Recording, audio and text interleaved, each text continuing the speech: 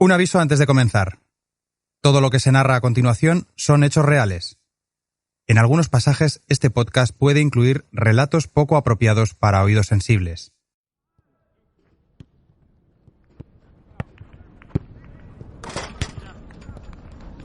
A la carrera futbolística de José Luis Ponce solo le queda un último sprint. Sabe que cuando se retire, su nombre no aparecerá en ninguna lista de los mejores futbolistas de la Liga Española. De hecho, ni siquiera saldrá en el cuadro de honor del Real Murcia, el equipo donde Ponce empezó como juvenil. Estamos a finales de 1974. La directiva le ha pedido que entrene con el grupo por si hiciera falta un defensa veterano con experiencia en campos modestos. Sin embargo, su vida nocturna no le ayuda a ganarse una oportunidad. Cada día que pasa, sus opciones de volver a jugar parecen más lejanas. Pronto tendrá que colgar las botas y cuando lo haga, no tendrá más títulos que 2 piernas llenas de cicatrices y 1000 batallas sobre el barro.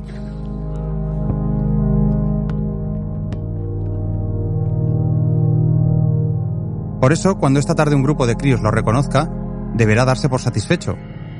¿O es que hay mayor premio para un defensa en el ocaso deportivo que mantener el reconocimiento de unos niños? A menos, claro, que te los encuentres mientras te quitas un pasamontañas y tras prenderle fuego a un coche para borrar tus huellas. Ponce tiene a la policía pisándole los talones y no tiene tiempo que perder.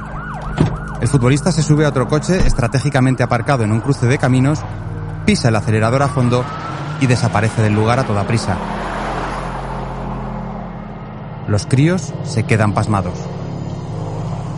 ¿Pero de qué escapa exactamente Ponce? ¿Por qué ha quemado el coche en el que viajaba?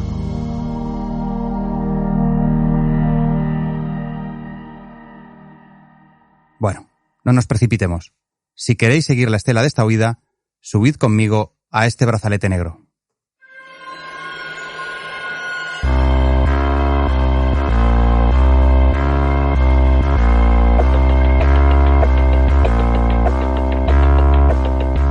Más allá de los focos y la fama, de las victorias y el dinero, el fútbol cuenta también con su lado oscuro.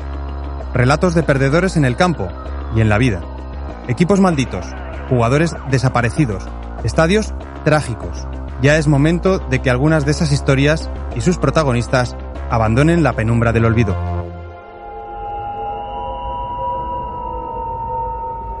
Yo soy Aitor Lagunas y esto es Brazalete Negro, de Panenka Podcast y Radio Primavera Sound, con el apoyo de Estrella Damm.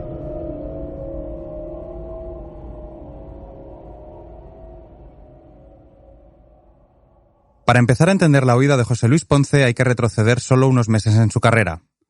En concreto, a junio de 1974.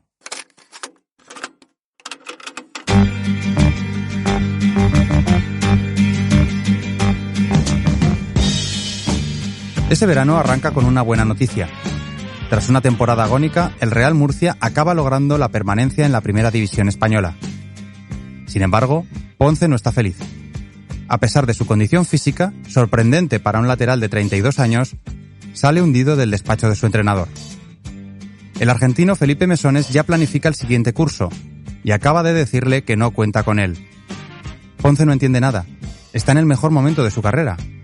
De hecho, cuando llegó para reforzar al equipo, el Real Murcia militaba en Tercera División. Desde entonces han conseguido un ascenso por temporada hasta afianzarse en Primera. Y sin embargo, ahora le dan la carta de libertad. Adiós, muy buenas, Ponce. En honor a la verdad, hay que decir que la decisión probablemente solo le ha sorprendido a él.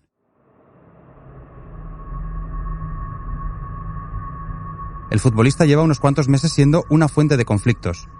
No se centra, va acelerado a todas partes y alarga demasiado las noches después de los partidos. A Ponce le ha costado mucho ganarse un puesto en el equipo de su tierra, y verse de pronto de patitas en la calle le hace perder la paciencia. Tiene una mujer y 2 hijos, una montaña de deudas y además, desde hace un tiempo, mantiene una relación paralela con Purita, una profesora de educación física. Si ya es estresante llevar una vida, imaginad 2. El defensa está furioso, pero todavía le queda un último clavo ardiendo al que aferrarse. Su representante le ha conseguido una prueba con el Olympique de Marsella. Ponce no se lo piensa. pasa a recoger a Purita con su coche y ponen rumbo a la Costa Azul. Escuchamos cómo narra aquel episodio el periodista Julio Jareño, autor del artículo Ponce, una vida de película. En ese Olympique de Marsella jugaba gente como Tresor y Jairzinho, ¿no? O sea, que tenía un buen equipo y tenía gente de talla. Pero al final fue con su representante a Marsella, pero no... En fin, tenían informes negativos sobre él y no llega a fichar por el Olympique de Marsella. ¿Os imagináis cómo tiene que ser la cosa para que, precisamente en esa Marsella de los 70, epicentro de traficantes y mafiosos, la vida disoluta de Ponce suponga un problema? Es que a Ponce no le descartan en Zúrich o Estocolmo, sino en la ciudad en la que en 1974 se está rodando The French Connection, con Gene Hackman y el español Fernando Rey. Una peli que expone cómo los bajos fondos han hecho de Marsella el principal puerto de entrada de la droga en Europa. Llevo 14 años en la policía. Y las drogas que salen de su ciudad han matado mucha más gente que yo. El caso es que los informes que manejan sobre él los franceses le acaban de condenar. Sin el contrato con el que había soñado, la furia le domina por completo.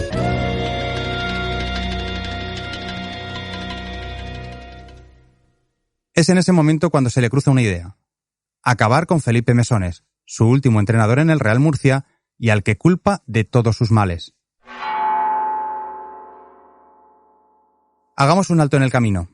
Para comprender mejor la frustración que siente Ponce en este momento, deberíamos resumir cuánto ha peleado este temporero del fútbol a lo largo de su carrera para llegar hasta aquí.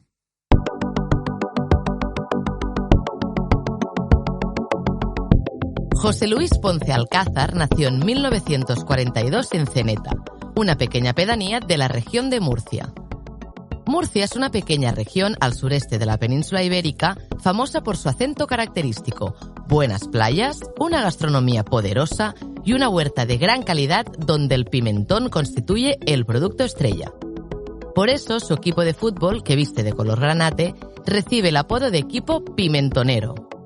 Y es precisamente en el Real Murcia, a un palmo de su casa familiar, donde Ponce había buscado su primera oportunidad en el fútbol. Sin embargo, con 17 años, antes de dar el salto al primer equipo, a Ponce le invitaron a abandonar el club de sus sueños. Fue la primera piedra en su particular muro de las frustraciones. Vendrían muchas otras. Él empieza jugando de delantero en los juveniles del Murcia, pero realmente nunca no llegó al primer equipo. De ahí pasó al Águilas, después al Orense, estuvo en el Albacete, también estuvo en el Constancia, hasta que le ficha el Elche por 800.000 pesetas para jugar ya en primera división en la temporada 66-67, ya reconvertido como lateral. O sea, él tenía buena talla, tenía buena presencia, ¿eh? Era un jugador fuerte y era buen jugador. E incluso hay la anécdota de que el primer partido que debuta con el Elche en primera división es en el Bernabéu, nada más y nada menos, ¿no? Y le tocó marcar a Gento. El velocísimo Gento en una de sus clásicas internadas. Atentos a la peligrosa delantera blanca, los visitantes adoptan una actitud eminentemente defensiva. Aquella tarde, la galerna del Cantábrico le bajó los humos de golpe al murciano.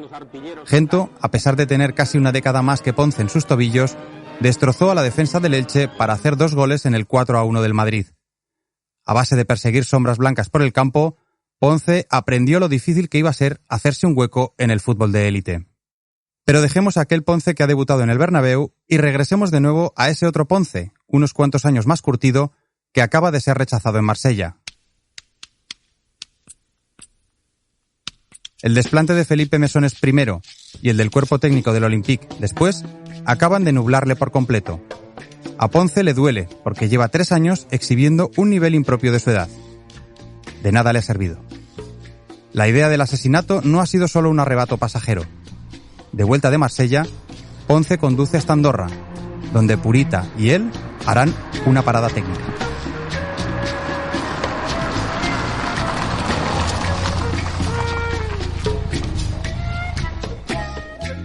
Estamos en 1974 y muchos españoles visitan el pequeño país de los Pirineos para comprar artículos más baratos. Radiocassettes, relojes, cartones de tabaco... Pero Ponce no va buscando descuentos. El futbolista entra en una armería andorrana y se hace con una escopeta General Motors de 30 milímetros, a la que recortará la culata, un revólver Smith & Wesson y munición suficiente para hacer cualquier disparate. Tras abandonar el establecimiento, la pareja esconde meticulosamente el revólver en el filtro del aceite y la escopeta en el guardabarros. Cuando la Guardia Civil los inspecciona por encima y los deja continuar rumbo a España, Ponce no sabe hasta qué punto acaba de cruzar una frontera. Tiempo después, cuando recuerden ese momento, la prensa de la época bautizará a la pareja. De hecho, bueno, en los periódicos de la época, pues les habían ya nombrado como los Bonnie and Clyde, ¿no? Un poco emulando a esta famosa pareja de los años 40, atracadores, ¿no?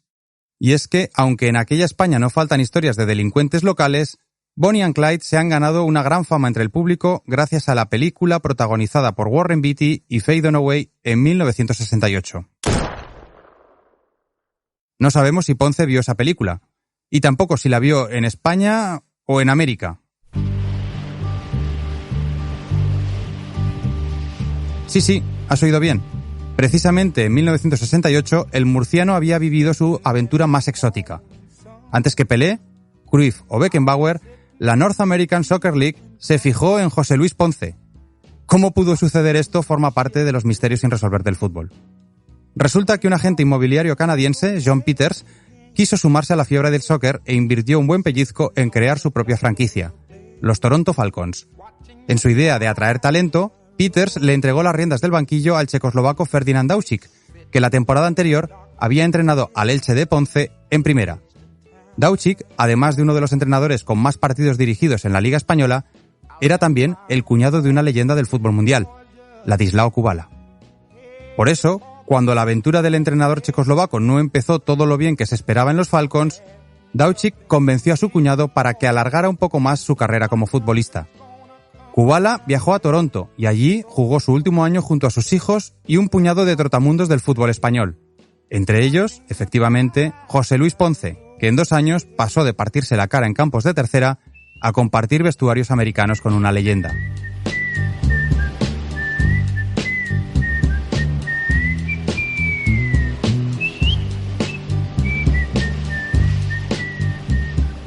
El 68 fue un año de efervescencia en Estados Unidos.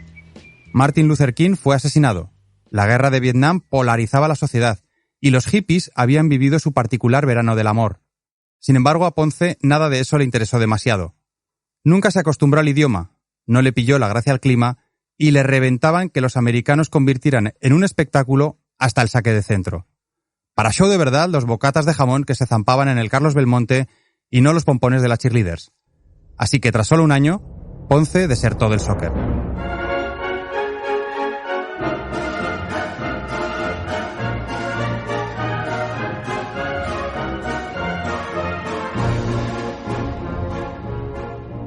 A su regreso a España, aceptó una oferta del Córdoba. Allí conoció a su mujer y se casó. 2 años después, le esperaba otro amor. En 1971, Ponce recibió la llamada que había estado esperando toda la vida, la del Real Murcia. Aunque el Hércules, que por entonces militaba en segunda, se interesó por él, Ponce lo dejó todo por el equipo de sus sueños, que bregaba en tercera. A sus 29 años, el lateral por fin podría vestir orgulloso la camiseta del Real Murcia. A pesar de la edad, Ponce se mostraría más aguerrido que nunca, más ligero, más contundente. El amor a la tierra hace milagros, ¿pero tanto? El Ponce del Murcia estaba bien, muy bien, casi hasta demasiado bien. Y no era el único. En tan solo 2 temporadas, el club pimentonero pasó de tercera a segunda y de segunda a primera. Lo que no sabía el público de la condomina es que cuanto más subía su equipo, más bajaba Ponce a los infiernos. Y aquí es donde confluyen los 2 Ponces que hemos conocido hasta el momento.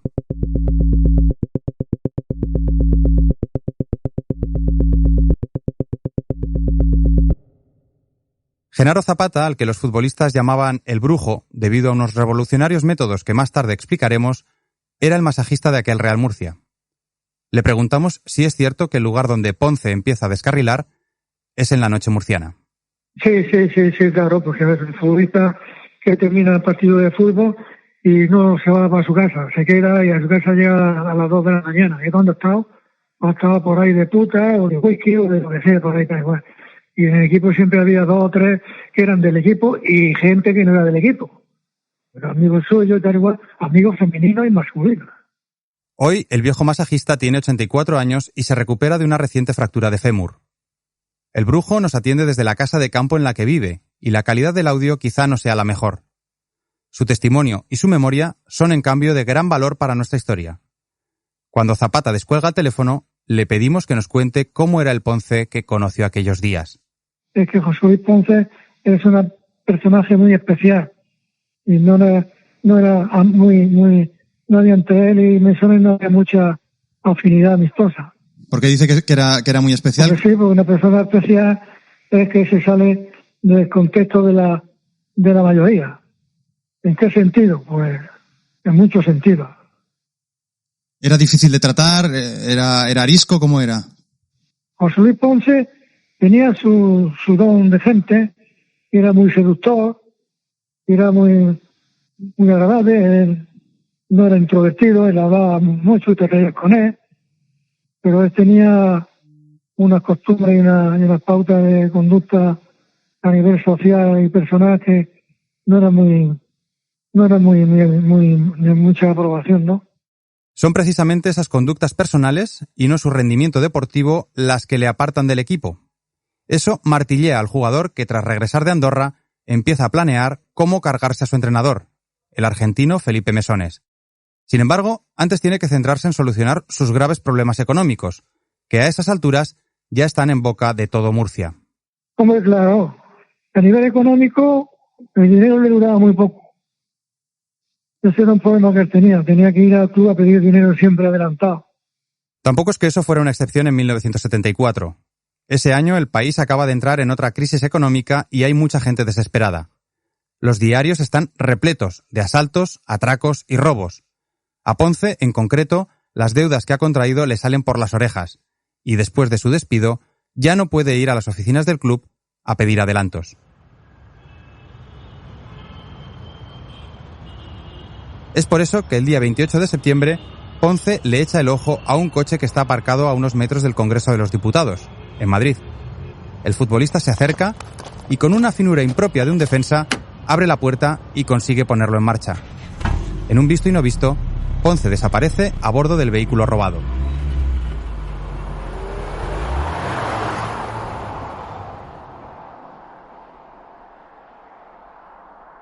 ¿Pero para qué quiere él un coche, si todo el mundo sabe que tiene su propio Volkswagen? La respuesta está en la casa que Ponce y Purita usan como cuartel general. La pareja se ha tomado en serio lo de Bonnie and Clyde y han ideado un asalto al Banco Central de Murcia. En el plan, el coche robado es indispensable para no dejar rastro. Todo parece atado y bien atado. Pero Ponce se planta 2 veces en la sede del central con el revólver en el bolsillo y las 2 veces se da media vuelta. A la hora de la verdad, el futbolista se pone más nervioso que cubriendo a Gento en el Bernabéu. Cuando lo contaba él mismo lo decía, el juez, estaba en la puerta, no sabías entrar, pues me temblaban las piernas. En el fondo, él siempre ha brillado en estadios pequeños y le entra el miedo escénico. La pareja opta entonces por fijarse en una sucursal más modesta del Banco Ibérico. Sin embargo, a estas alturas, la policía ya está buscando el coche que Ponce robó en Madrid. Así que lo abandona y se inventa una excusa 100% murciana para pedir prestado otro vehículo. Bueno, prestado. Escuchemos lo que cuenta Genaro Zapata, masajista del Murcia en aquella época. El atraco es muy curioso porque él lo hizo en el coche de un amigo, porque le dijo, déjame las llaves que tenía, el padre tenía en la huerta hortaliza, déjame las llaves que te voy a dejar en el maletero un paquete de hortalizas que me ha dado mi padre para ti. Y este pues le dejó las llaves y él fue al Corte Inglés y las duplicó. Y luego se la guardó y luego utilizó el coche de él para hacer el atraco. Una vez ejecutada la genialidad de cambiar una caja de pimientos y tomates por las llaves de un nuevo coche, la pareja vuelve a tener el camino despejado. Purita ayuda a Ponce a caracterizarse con una peluca, una barba postiza y una falsa cicatriz en la cara. Después de eso, el futbolista se marcha hasta el Banco Ibérico. Nada más llegar, saca su revólver, amenaza a los presentes a gritos y en poco tiempo sale de allí con un botín de 1.077.000 pesetas. La cantidad no está nada mal para la época. Si os preguntáis a cuánto equivale, pues a unos 6.000 euros, que igual no parece mucho, pero ojo, un trabajador medio necesitaba 3 años para ganarlos.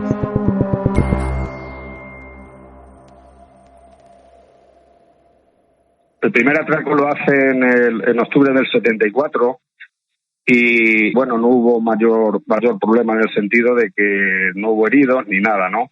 Vamos a ver, no voy a hacer un atraco limpio porque los atracos nunca no son recomendables, pero sí es cierto que le sale bien, ¿no?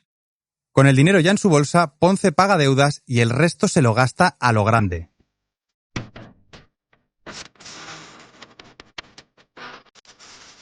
Pocos días después del atraco, se pule casi $500,000 en una finca en Torrevieja, a la que se muda con Purita.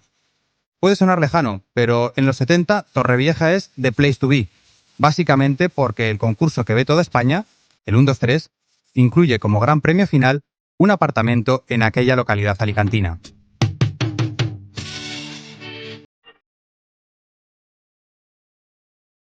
La vida de Ponce es una montaña rusa.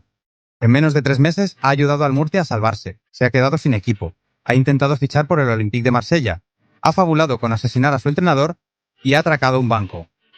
Tras dar el palo en el Ibérico, la vida parece sonreír a Ponce y Purita.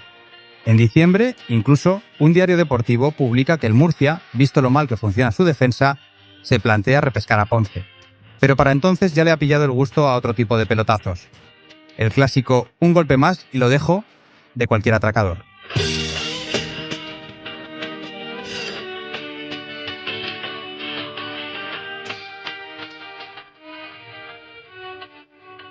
Así, el lunes 23 de diciembre de 1974, un día después del sorteo de Navidad, Ponce sale en busca de su segundo premio gordo del año.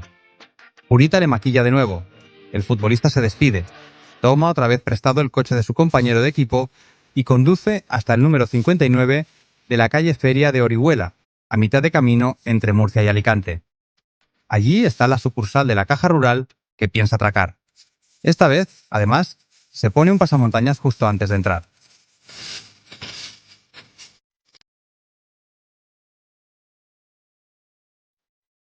Ponce llega por la tarde, y a esas horas en el banco ya solo quedan algunos empleados. Mejor así.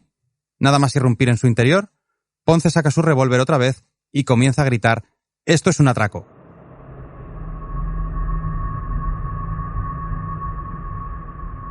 Sin embargo, los empleados no le creen y piensan que el arma es de mentira. Se animan unos a otros con el clásico «a por él». De repente, Ponce se ve rodeado de trabajadores y dispara 3 veces para intimidarlos. Una bala se estrella contra la moqueta, la otra impacta en el despacho del director y una tercera se cuela por una ventana. Por suerte, el tiro no encuentra a nadie en su camino. La situación se ha vuelto muy peligrosa. Con los trabajadores aturdidos por los disparos, Ponce atrapa las 204.000 pesetas que hay encima del mostrador, sin reparar que debajo hay unos 6 millones. 3 empleados se abalanzan sobre él con una silla. El primer sillazo le impacta en la espalda y hace que se tambalee. Sin embargo, Ponce, que se ha dado de cabezazos con delanteros tanque en campos de tercera, no va a amilanarse por los golpes de unos oficinistas. Un segundo sillazo le impacta directamente en la cara, a lo que Ponce reacciona dando culatazos. El defensa murciano hiere a 2 empleados y logra zafarse, derribar la puerta y largarse a toda velocidad.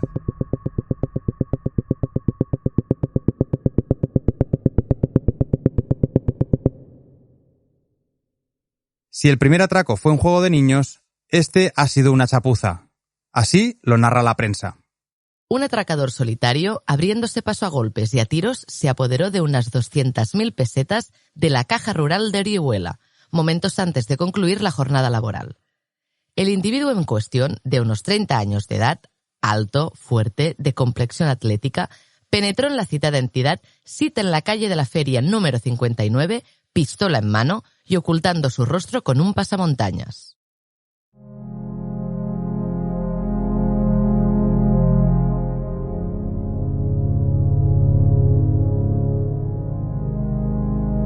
Ponce está ansioso, o más de lo normal. El plan no ha salido como se imaginaba y necesita pensar rápido. Hay que llegar cuanto antes al lugar donde aparcó su Volkswagen, cambiar de vehículo y esfumarse. Esos chupatintas de la caja rural le han complicado las cosas. Ponce se lleva la mano a la mejilla y nota que está sangrando. Le han abierto una brecha en la cara. Esta vez no vale con la treta de bajar de un coche y subirse a otro para despistar a la policía. Así que, en cuanto se apea del vehículo prestado, decide prenderle fuego. Debe borrar sus huellas para que no puedan vincularlo con el delito. Ya se inventará algo con su compañero, el dueño del coche. Es ahora cuando se quita el pasamontañas sin darse cuenta de que unos chavales que juegan al fútbol en la calle le están mirando. Y luego también lo reconocieron porque había unas cajas de fósforo que venían las fotografías de los futbolistas de Real Murcia y venía la suya. Y entonces él, había unos niños que estaban jugando a la pelota y lo vieron. Y lo reconocieron porque era el mismo que estaba en la fotografía de las cajas de fósforo. El caso le cae al comisario Maximino Conesa, que manda a sus investigadores a escuchar la narración de los testigos. Estos aportan dos datos fundamentales en la identificación del culpable. Por un lado, los trabajadores de la caja rural están seguros de haber herido al ladrón en la cara. Por otro, los niños afirman que ese atracador que se parecía a un lateral del Murcia huyó en un Volkswagen. El comisario tuerce el gesto. Conoce personalmente a Ponce y sabe que tiene ese mismo coche. Siendo las fechas navideñas, el futbolista debe haberse marchado a Córdoba para pasar unos días con su mujer y sus hijos. Él era muy amigo del comisario. A él le gustaba mucho codearse con la gente de alto estado en Murcia, ¿no? Era un amigo del comisario. El comisario cogió a una pareja de los subordinados y los mandó a Córdoba, donde tenía la mujer, y le dijo ir allí y pasar por su casa y le dice que le hacía una visita de cortesía, que pasara a saludarlo. Y si veis que lleva un corte en la cara, entonces lo detenéis. El día 28 de diciembre, varios policías se presentan en la casa familiar de Córdoba. Al abrir, el futbolista aparece con un rasguño en su pómulo. Y allí, en el rellano de su vivienda, terminan a la vez la carrera deportiva y la delictiva de José Luis Ponce, lateral del Real Murcia y atracador de bancos.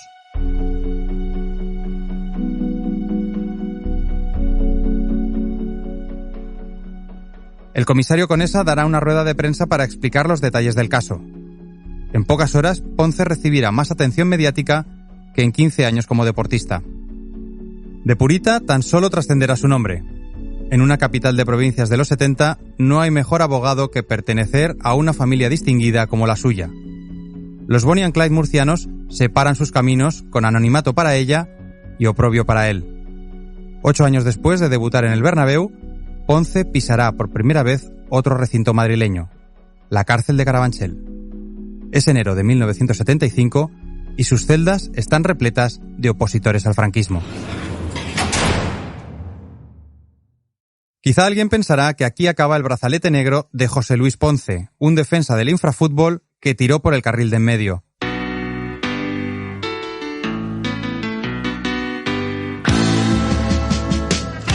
Esto es un atraco, nena, ya no ocurrirá jamás. Si este sale me retiro, por favor no dudes más.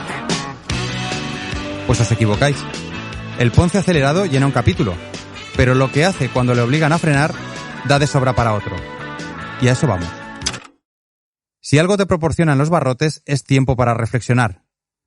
Ponce no tardará en entonar el mea culpa y de paso soltar una bomba de profundidad en las páginas de Don Balón. En una entrevista desde la celda, desvela que sus desmadres han sido consecuencia directa del abuso de las anfetaminas para mejorar su rendimiento. Se trata de la primera confesión de doping en la historia de nuestro balompié. Eso explica por qué Ponce vivió el ocaso de su carrera en plenitud física.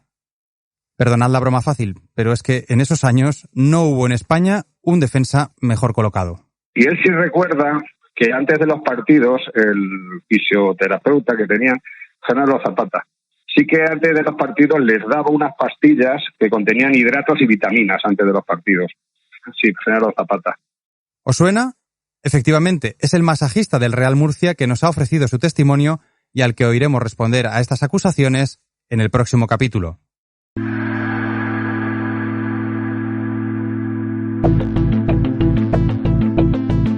Si queréis saber qué sucedía tras las puertas de muchos vestuarios españoles en los 70, os invito al siguiente episodio, donde Genaro Zapata, alias El Brujo, responderá a nuestras preguntas. Anfetas, hipnosis, confesiones, reprimendas federativas, equipos bajo sospecha y muertes extrañas completarán una de las historias más oscuras de nuestro fútbol.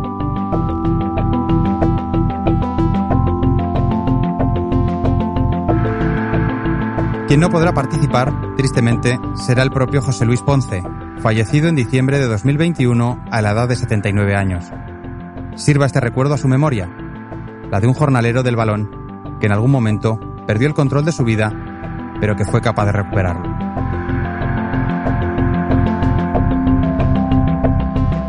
Brazalete Negro es una producción de Panenka Podcast y Radio Primavera Sound con el apoyo de Estrella Damm.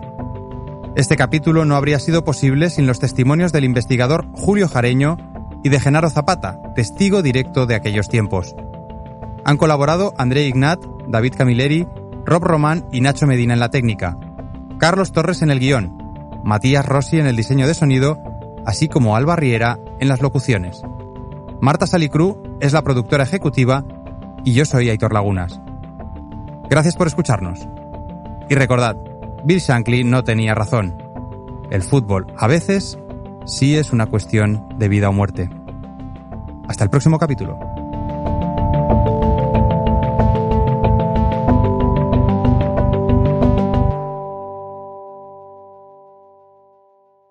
Como solíamos leer en las series cuando se emitían por televisión y había que esperar una semana para verla, to be continued.